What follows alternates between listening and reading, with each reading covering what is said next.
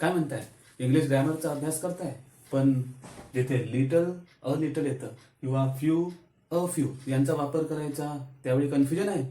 ठीक आहे, जाणून घेऊया याचा वापर कसं करायचं अगदी सोप्या भाषेमध्ये. आता याच्यासाठी मी तुम्हाला एक उदाहरण देतो. आपल्याला हे ग्लास दिसत असेल and what is there in the glass?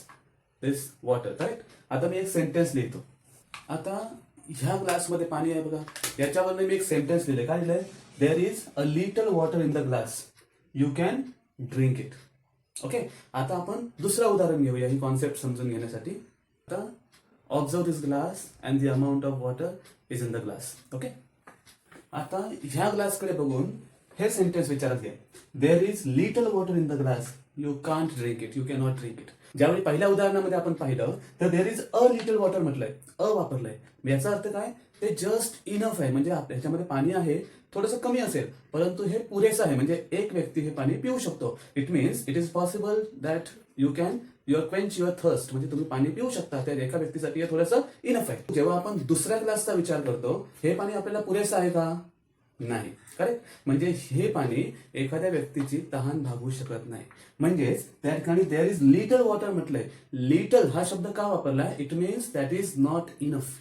The amount is not enough to quench the thirst of the person. म्हणजेच त्या एखाद्या व्यक्तीची तहान भागवू शकत नाही. म्हणजेच आपण समजून घेऊ शकतो की ज्यावेळी आपण अ लिटल वापरतो त्यावेळी आपण कोणत्या अर्थाने वापरतो?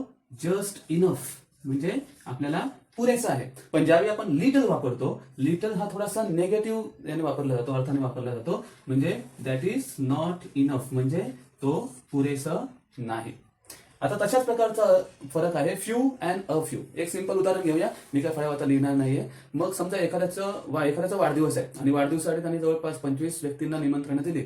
मग त्या 25 व्यक्तींपैकी समजा 12 व्यक्ती आल्या, म्हणजे त्याच्या एक्सपेक्टेशन्स नाही आहेत पण त्यात आल्या, तर तो काय म्हणणार? Yes, I gave the invitation to 25 people and a few people turned up or a few people came for the birthday party. म्हणजेच काय? तर इनफ आहे, त्याने तेवढं एक्सपेक्ट केलं होतं. पण समजा त्याने 25 व्यक्तींना निमंत्रण दिलं आणि त्यातल्या फक्त 3 किंवा 4च व्यक्ती आल्या, it means his expectations are not fulfilled.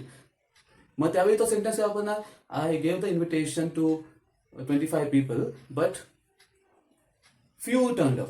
म्हणजेच एक्सपेक्टेशन पेक्षा कमी, म्हणजे तेवढेच इनफ नाही, त्याला एक्सपेक्ट जास्त होते पण खूप कमी आले. अशा अर्थाने निगेटिव्ह दृष्टीने ते वापरलं जातं. म्हणजे थोडक्यात काय? अ लिटल अ फ्यू हे थोडंसं पॉझिटिव्ह, जस्ट इनफ या दृष्टीने वापरलं जातं. परंतु लिटल आणि फ्यू ज्यावेळी वापरतो, that has been considered into a negative way, म्हणजे नॉट इनफ किंवा तेवढं पुरेसं नाही.